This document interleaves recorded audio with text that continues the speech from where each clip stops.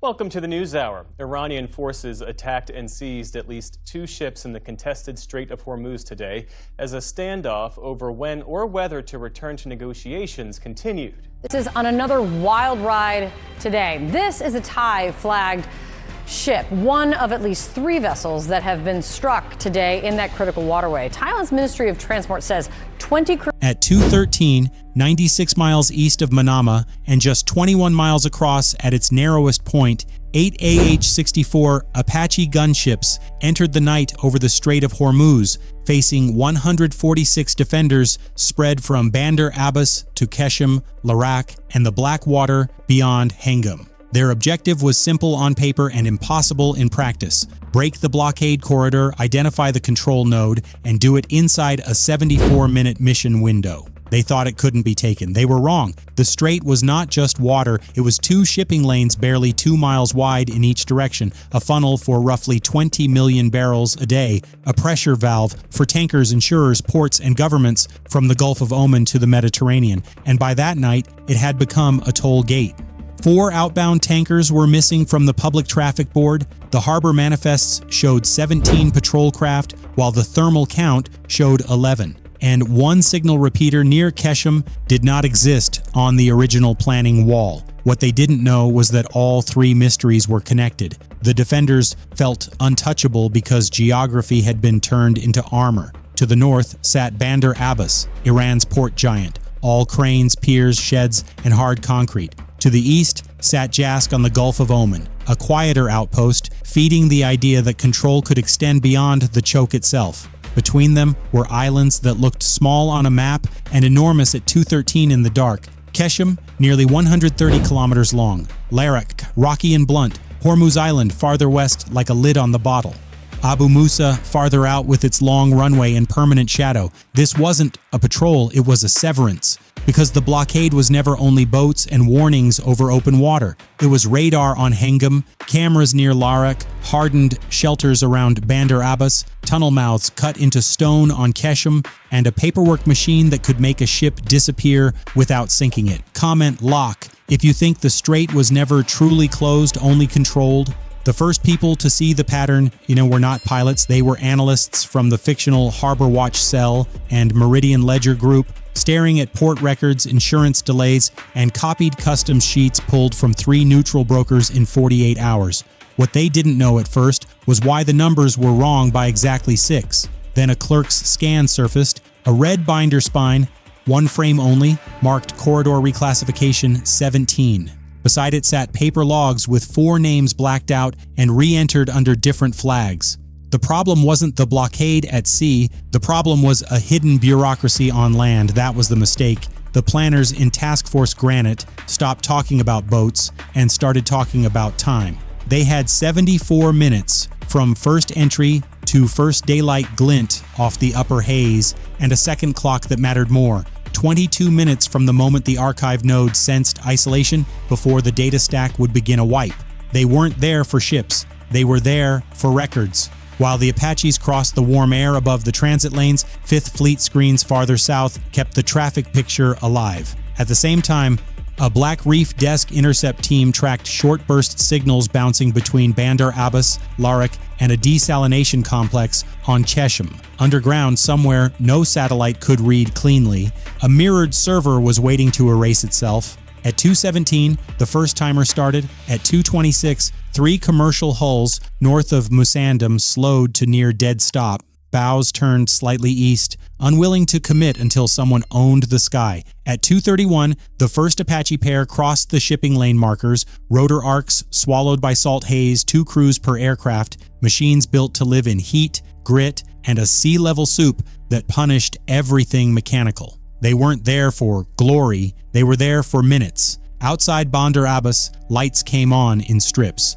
Along Qeshm's northern face, trucks moved between hangars and tunnel shade. On Larak, a short-range radar blinked alive, then vanished, then returned on a different frequency. The defenders were not improvising. They were following a script. If you want to see what the radar crews missed in the dark, hit like right now. By 2:38, the strait had gone from tense to unnatural. No horn blasts, no random chatter, no confident merchant traffic, just the soundless geometry of waiting, with 95 ships a day reduced to hesitation and a corridor that felt less like commerce and more like a held breath. What they didn't know was that the fear was helping the blockade more than the hardware ever had.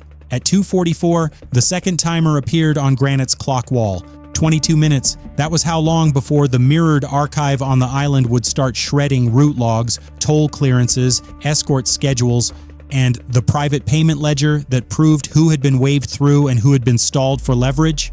That wasn't the real objective on the briefing slide. The real target was deeper. While one Apache section pinned attention toward Larak and the shipping lanes, another kept eyes on Bandar Abbas, where forklifts froze mid-lift and port security vehicles began spilling from shadows between warehouses. At the same time, Harbor Watch read a new burst from Hengam. Underground, the wipe signal still had not triggered, which meant the archive node had not yet been isolated. That was bad news. It meant there was another line. At 2:52, the first crack in the plan appeared. The bunker on Larak, the one everyone expected to matter, was active, lit, defended, and almost completely empty of decision makers. Screens glowed, radios hissed, men moved, but the logs were fake, the routing boards were stale, and the heat signatures did not match a live command center. The problem wasn't the island in front of them, the problem was the island behind it.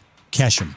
Suddenly, the numbers made sense. 17 patrol craft on paper, 11 on thermal, because 6 were ghost entries cycling through the system to inflate presence and spook insurers. 4 missing tankers, not lost at sea but buried in a private queue, awaiting clearance adjustments. And that phantom repeater, it was not a repeater at all, it was a backhaul for the hidden archive type. Yes, if you think the real battle started underground. At 3:03, the mission changed, not publicly, not on any speech, just inside the breath rhythm of crews who understood that the visible blockade was a stage set, and the real machine sat beneath Keshem's infrastructure where civilian pipes, power runs, and military fiber crossed. This wasn't a strike, it was an extraction race. At the same time, Bandar Abbas began to wake fully. Sirens, convoys, pier lights, crane booms, frozen overstacked containers. The Iranian side still believed Larak would hold attention long enough for the wipe to finish and the records to vanish. What they didn't know was that the wipe had not begun. At 3:11, a maintenance annex near the desalination grid on Keshem pulsed once, then went dark. No large blast, no dramatic tower collapse. Just one section of utility line dropping off the board and 2 hidden ventilation fans spinning down 9 seconds apart. That was enough. It exposed a void behind a false wall and a lower chamber, deeper than the planning file estimated. The facility was larger than expected, much larger. The real target was deeper than the tunnel maps showed, with 2 levels, 1 cold room, 1 cable trench, and a sealed records bay running under the service corridor like a buried spine. This wasn't a command post, it was a clearinghouse, a place where maritime coercion became paperwork and paperwork became power. They weren't there for the island, they were there for the ledger. At 3:17, the hidden chamber opened.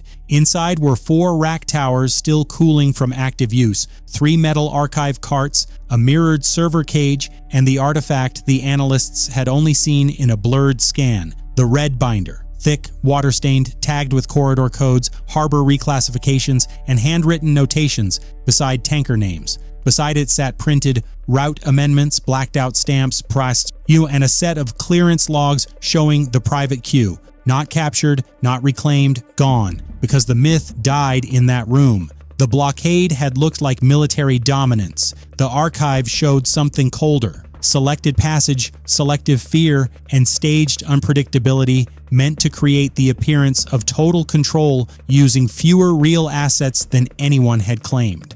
The unknown variable was not more firepower, it was accounting. Share this because almost nobody knows what was hidden behind the false wall. At 3:24, the wipe finally started, too late. 1 server stack began to eat itself in sequence, strips of memory going dark by the second, but the mirrored traffic had already moved. The red binder had already changed hands. The 4 missing tanker entries had already been matched to hull numbers sitting north of the strait. The numbers didn't match because they were never meant to. That was the mistake. Outside, the pressure surged all at once. From Bandar Abbas, a response convoy pushed east. From the waterline near Keshem, smaller craft scattered, regrouped, then hesitated when the overhead pattern didn't break. On Hengam, the radar picture flickered again. What they didn't know was how little time remained before dawn flattened every shadow advantage. At 3:31, 76 rocket tubes and 30mm chain guns were not the story. The story was presence. 8 Apaches moving at over 150 knots through hot coastal air, refusing to give up the vertical while the sea below held its breath and the island machine above ground started to understand the underground had been breached. They weren't there for destruction, they were there for custody. By 3:44, the exfil had begun. While one element pulled south toward the open water, another masked the route long enough for the archive package to clear the island picture. At the same time, merchant captains watching from bridges and darkened wheelhouses saw something even more important than aircraft. They saw indecision spread across the defenders' network.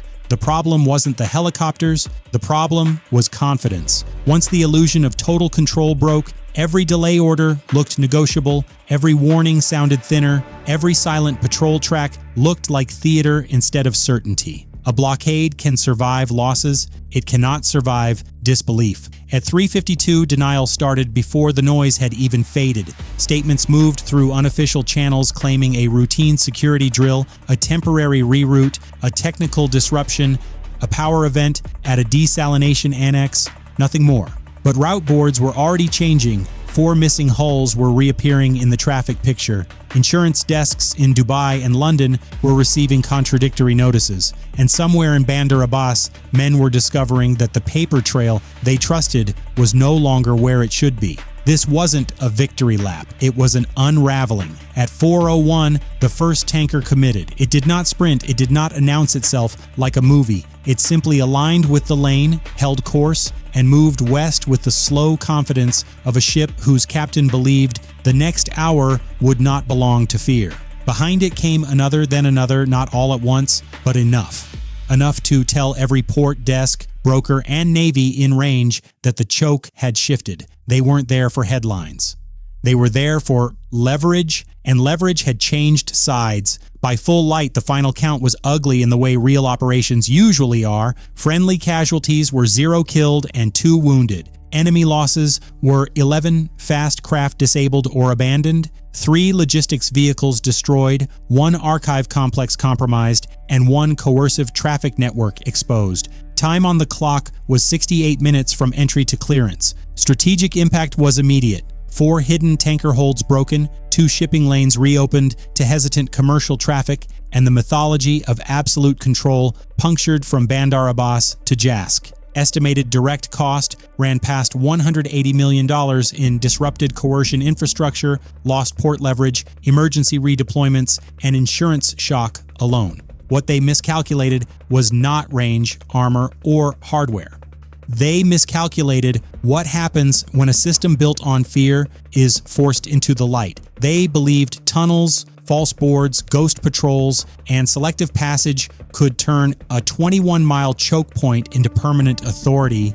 They believed geography was enough, but geography only works until the paperwork is taken, the ghost numbers are exposed, and the first commercial hull moves anyway. In the end, the sky did not just cover the water, it stripped the story off the blockade and left the mechanism underneath for everyone to see. Comment miscalculation if you saw the collapse before the first lane reopened. Subscribe if you want the next Blackout Minute breakdown.